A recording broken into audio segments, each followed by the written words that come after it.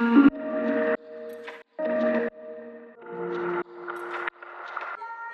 prvá reklama? Polnobanka, dnešný Unikredit. Reklama, za ktorú sa hanbíš, alebo z nej nemáš dobrý pocit, lebo úplne nevyšla?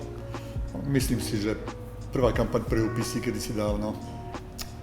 Najlepšie časy reklamy?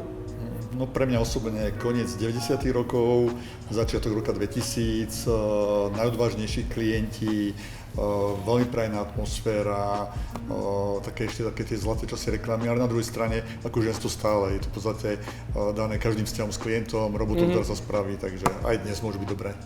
Kto ťa najviac inšpiruje? Nemusí byť len z reklamy. Tak mňa inšpiruje strašne veľa vecí, je tým, že mám umelecký background, tak stále pre mňa literatúra, umenie, mňa inšpirujú veľmi aj technológie, ľudia, s ktorými sa stretávam, ako je to strašne pestré, ťažko by som to vedel identifikovať, že toto je konkrétna osoba, dej, miesto. Jasné. Na ktorú reklamu si obzvlášť pyšný a že možno ani tak nezarezonovala, ale ty si ju užil napríklad? Ťažká otázka. Ako pyšný som veľmi, že sme kedysi robili buď si easy alebo nie si, vôbec čo značky easy. Ale ako možno ešte inak odpoviem, ja som strašne hrdý na to, že s Tatrabankou robíme 28 rokov. A všetky tie reklamy a vlastne celý vývoj tej značky úplne z začiatku, keď to bola malinká banka, ktorá vznikla po revolúcii až k tomu dnešnému stavu, tak na to som veľmi pyšný. Čo by si robil, ak by si nebol v reklame? Buď by som ostal ešte v divadle, vlastne áno. reklama odlákala z divadla, keď som bol umelecký šéf Astorky, režisér, ale možné, ako mňa vždy bavilo strašne veľa vecí, aj som robil, tak ťažko povedať. Myslím, že by som začal podnikať, že po tej revolúcii, keď sa to otvorilo, tak to ma veľmi lákalo a tých oblastí je viacero, takže ako niečo by to bolo určite. Áno. Bez čoho, keď si ešte bol súčasťou kreatívneho procesu, čo už dnes asi nie si úplne? Trošku, tak sem tam pri niektorých veľkých tendoroch a skôr tak strategicky. Dobre, to ma tiež bude zaujímať. Bez čoho si sa nezaobišiel vtedy pri tej tvorbe? Bez tímu. Bez tímu. Tvoj najlepší klient? Tatrabanka. Vysnívaný klient, hociaký najlepší na svete? Apple. Aká je tvoja najväčšia výzva ešte teraz? Dokázať aj po tých rokoch, že tá agentúra naozaj stále je veľmi schopná, veľmi kreatívna, veľmi funkčná pre klientov a stále tých ľudí dokázať nejakým spôsobom zjednotiť, nadchnúť a aby držali tú značku a aby ju rozvíjali ďalej. Aké je najťažšie zadanie? Keď klient naozaj nevie, čo chce a robí to len preto, že musí. Čo ťa teší v reklamnej branži? Keď vznikne nápad a keď sa podarí dobre zrealizovať a potom hlavne keď funguje. Čo na reklame neznášaš naopak? Milanko Hladký to kedysi krásne povedal, že s priemerovaním názorov vznikne priemerný názor. Neviem, či to tu aj nepovedal na tomto mieste. No, ja sa tým, to ešte pri našich starých brainstormingov, ešte v Trojici s Rastom Michalíkom, a to je vec, ktorá to naozaj krásne definuje, že častokrát aj ten úvodný krok je správny, ale potom vlastne nikto nechce spraviť chybu a z toho vznikne potom ten priemerný názor a to častokrát vlastne tvorí zbytočné veci. Jasné. Aká je najväčšia chyba začiatočníkov v reklame? Chybujúca pokora. A myslím tým v podstate nielen v jednom konkrétnom uhle, ale pred vlastnými schopnosťami, pred klientom, pred zadaním, ale na to rýchle príde. Jasné. Čo by si povedal svojmu začínajúcemu ja?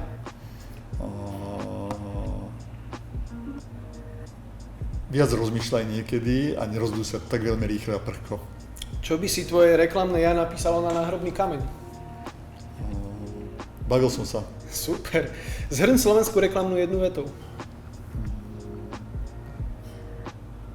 Stále sa snažiať sa prekonať lokálny rozmer a to je dobré. Aký je reklamný svet jednou vetou? Crazy. Posledná otázka. Čo by o tebe povedali kolegovia? Že som náročný. Za čo konkrétne tebe dali Filipa? To si už nepamätám. Sú dve možnosti, teraz sme ich tu nedávno rozoberali. Buď za nejaké, dajme tomu, že konkrétnu vydarenú sériu, nejakú prácu, hej, alebo za celoživotný prínos, ale tebe to dali pomerne ešte skoro. Vtedy ešte si nemal taký prínos. Čiže za čo podľa teba? Ja si, ak si dobre pamätám, tak to bolo za práve ten Eurotel Easy, keď viem, že vlastne po mene potom dostali aj ako dvojica Rastio Michalík s Jankom Mladkým. Áno. Ale som tie spoty takisto, keď sme to v podstate celé v Trojici vymýšľali, som množstvo ich režíroval vtedy, keď som ešte aj režíroval, takže myslím, že to tam bolo a myslím, že to boli nejaké aktuálne kampane Tatra banky, ktoré som vtedy robil a ktoré som tiež režíroval, takže ale to si tak matne pamätám. My sa tu bavíme o 30 rokoch slovenskej reklamy. Ale ja keď som si pozeral tvoj profesný životopis, môžem sa mýliť, ale tak to tam bolo napísané, ty si pred tými 30 rokmi, v roku 1993, naopak odišiel do českej reklamy.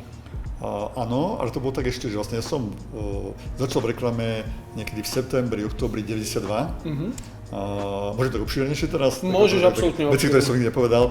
Áno, najlepšie. Ja vtedy som ešte teda bol režisér, umelecký šéf Astorky a sedel som tam o 10:00 pri nejakom rannom predskúškovom koňaku v lobby ešte starej Astorky s Marošom Zdenkovičom. To bol život. A vošli takí traja ľudia v oblekoch s takou knihou a pýtali sa na mňa, tak som povedal, že to som ja, že čo chcete.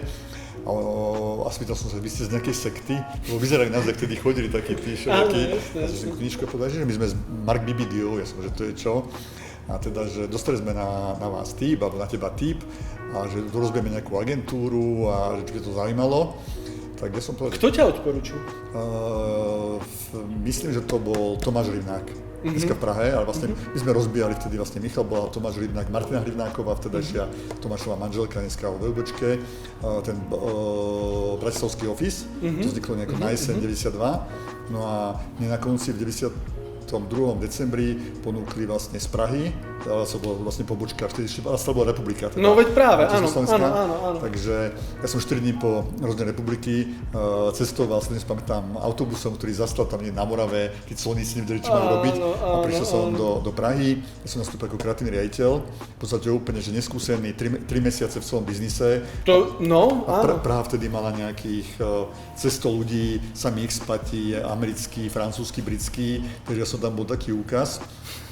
Takže prvý týždeň som nikto nerozprával, ale ja som si to dokázal presvedčiť, získať a fungoval som tam. Takže áno, ja som odišiel tie 4 dní po rozdelení republiky. Si bol jeden z prvých emigrantov. Áno, ale som sa veľmi rýchlo vrátil potom v septembri 93. No, už som mal pocit, že prečo si sa vrátil?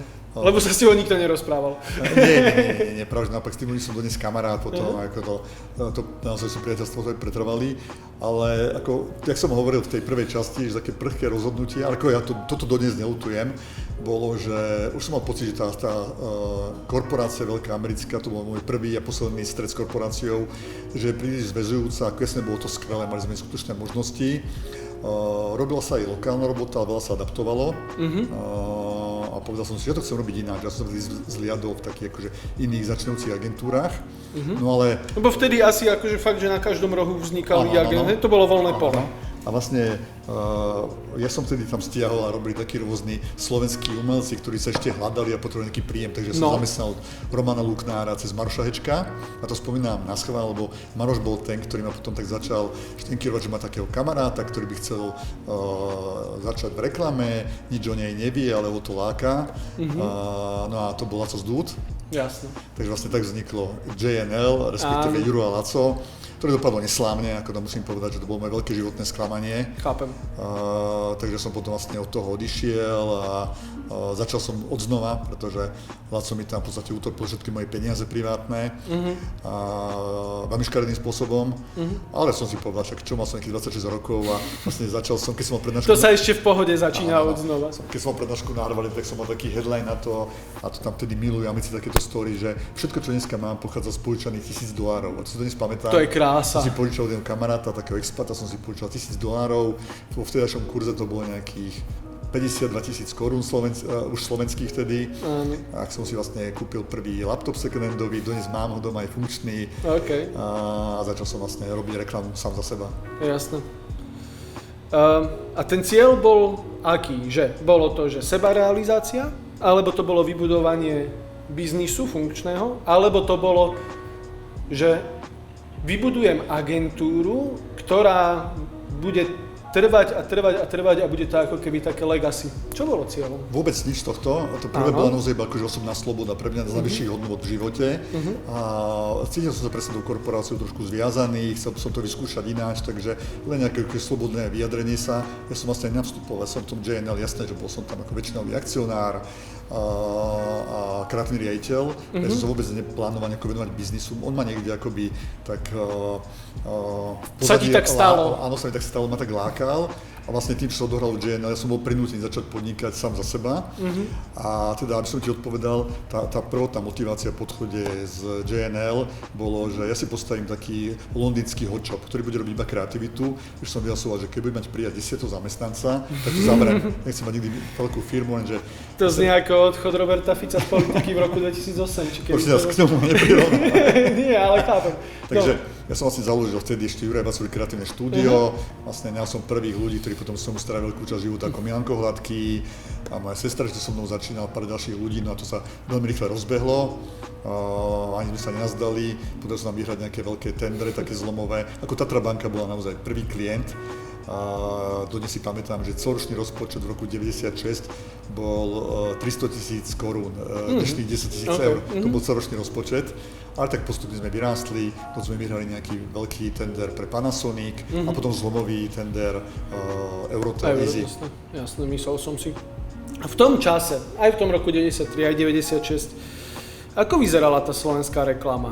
Myslím tým fungovanie reklamných agentúr, ale aj napríklad kreatívny proces, alebo aj vzťahy vôbec s klientmi. Ja, možno niektoré spoločnosti, niektoré firmy napríklad nemuseli mať nič marketingové oddelenie, tam neexistovali nejaké štandardy. Ako to vyzeralo? Čo bola taká kombinácia nadšenia, improvizácie, chutí, veľa vecí sa rodilo za pochodu. Naozaj v tej siete mali istú výhodu, že mali informácie. Dneska akékoľvek tools, všetko je v dispozícii pre kohokoľvek, ak si dá tú robotu. Takže... No, to je jedna z vecí, čo ma zaujíma, je napríklad, že fakt, hej, dnes tu zoberiem tento telefón a pozriem si najlepšiu thajskú reklamu za rok 2019. Vtedy, ja neviem, čo existovalo, Lurcers Archive možno existoval, hej? Neviem, že čo ešte, že vlastne ako keď to boli také, tá kreativita bola izolovaná. Čím ste sa inšpirovali? Ako bude to znieť dneska paradoxne, ale naozaj pozeraním nejakých zahraničných kanálov, ktoré začali vznikať, nejaké knižky, ktoré niekto priniesol a ktoré tak kolovalo pár, po Bratislave sme si vzájomne požičiavali. Pre mňa naozaj Ogilvy Advertising, dodnes akože jedna zo zásadných kníh, bola takým, v podstate aj tým motivom, prečo som potom tak sa rozhodol, že hneď odídem z toho divadla, idem robiť reklamu. A v neposlednom rade strašná debata, že tá komunita, aj keď sme boli konkurenti, tak bola tým tak zrušená, nadšená, bolo to niečo úplne nové, takže veľa interakcií a aj tie mená, čo sme sa bavili, keď sme začali... Mňa fascinuje to, že naozaj tu zaznievajú že mená reálnych umelcov, hej? To teraz nemyslím v zlom voči ľuďom z reklamy, ale to sú robotníci reklamy, ale tu sú mená, že Dušan Taragel, Maťo Knut, aj oni, Peter Pišťánek, hej, že to sú naozaj, že ľudia, ktorí majú presah úplne mimo reklamy, to vtedy to takto bolo, oni sa čoho? Oni potrebovali peniaze. Určite, ale tak nebolo to len to, nakoniec však mnohí veľkí umelci, počnú s Andy Warholom a you name it, je ich naozaj veľmi veľa, tú reklamnú skúsenosť nejako využili a aj v modernom umení. Tie peniaze určite bol faktor, ktorý ako tam zohrával rolu, ale bola to aj snaha vyskúšať, u mňa robil Laco Terén, Táňa Hojčová, ktorí ako mali s tým tiež zaujímavú skúsenosť a Táňa dodnes fotí reklamnú fotku a veľmi dobré.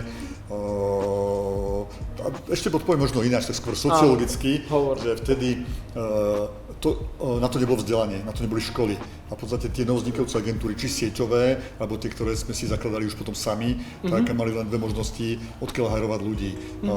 Buď teda z nejakých ľudí s ekonomickým vzdelaním, ktorí sa starajú ten account a biznis, začiatky stratégie, alebo umelcov, ktorí vedeli písať, vedeli kresliť, vedeli pracovať s vizuálom a vlastne z toho to postupne vznikalo. Takže keby si vlastne si spravil nejaký rodokmeň toho, tak nájdeš naozaj, že veľa ľudí prišlo z VŠMU, z VŠVU.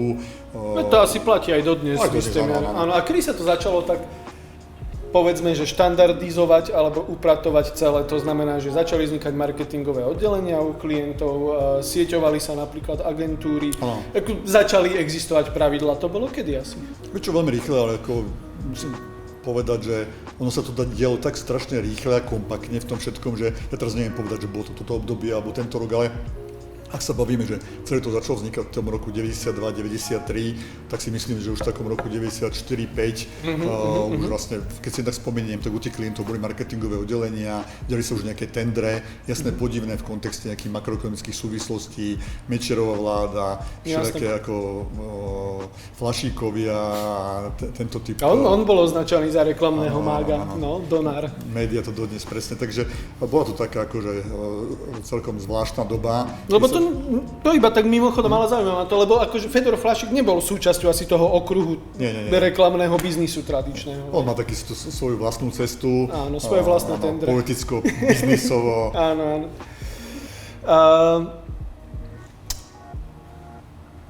Čiže vtedy sa to začalo upratovať, ale ty si pomerne rýchlo prešiel do úlohy, možno sa mýlim, a mám taký ako keby do úlohy tej biznisovej, že CEO. Takže som sa tak dlho nevolal, ja som bol... Jasné, ale šéf, hej. Vieš čo, ale ako ja stále, ako ja mám umelecké pozadie, ja som, ja neviem, režíroval cestu spotov reklamných, takže som bol akože veľmi integrovaný v tom a jasne riešil som biznisy, vyjednával som zmluvy, ale stále som bol aktívny ako kreatívec, takže ja som veľmi dlho bol, nazvime to CEO, a aj kreatívny riaditeľ.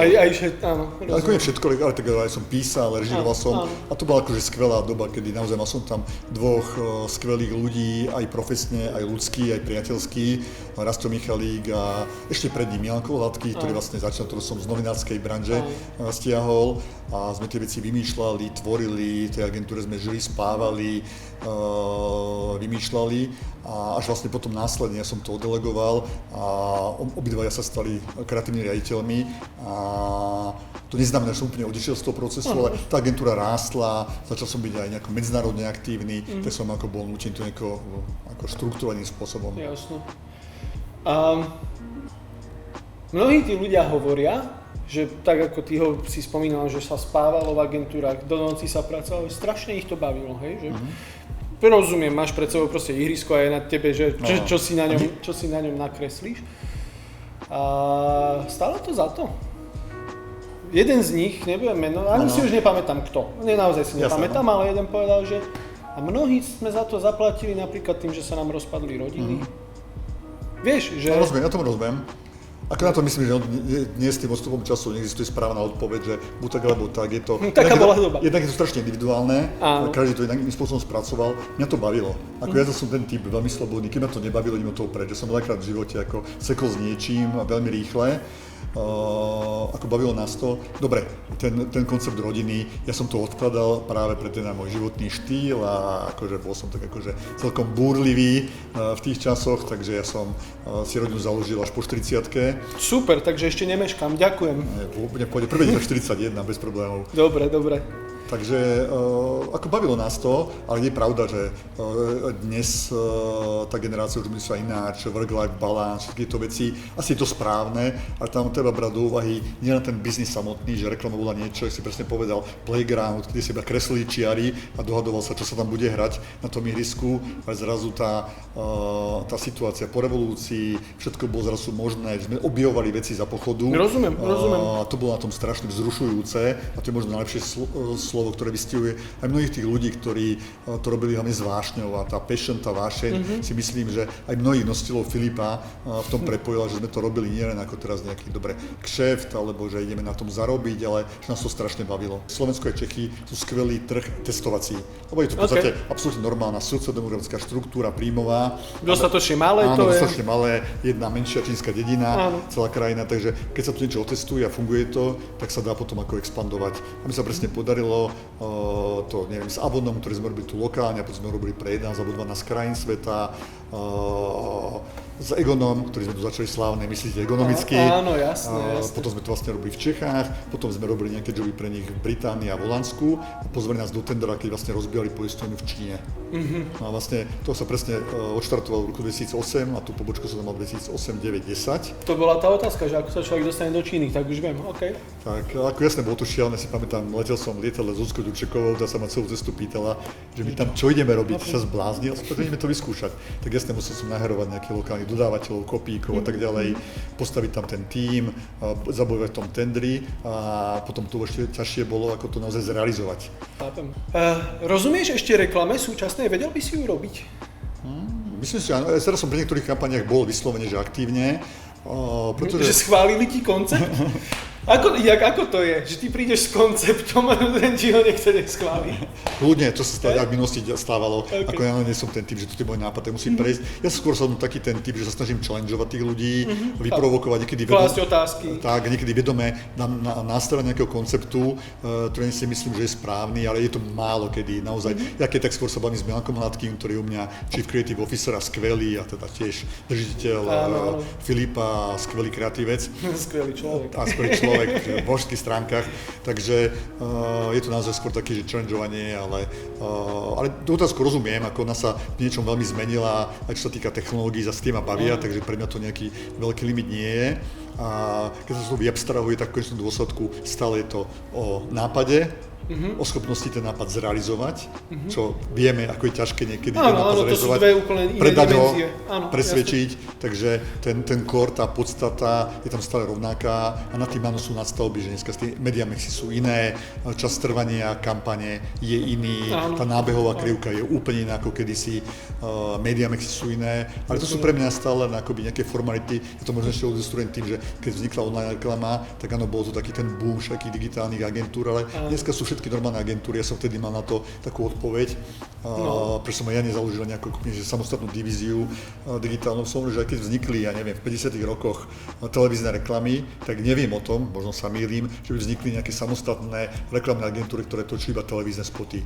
Bola to nová technológia, ktorá sa implementovala do a sa stala súčasťou. Stala súčasťou, ponúkla nové možnosti storytellingu, rozprávania, ale a tak sa to udialo s tými technológiami. Dneska staré nové vznikajú, aj budú vznikať, ale už sú a reklama ich postupne absorbuje, presne tak. Jasne. Super, ďakujem ti veľmi pekne.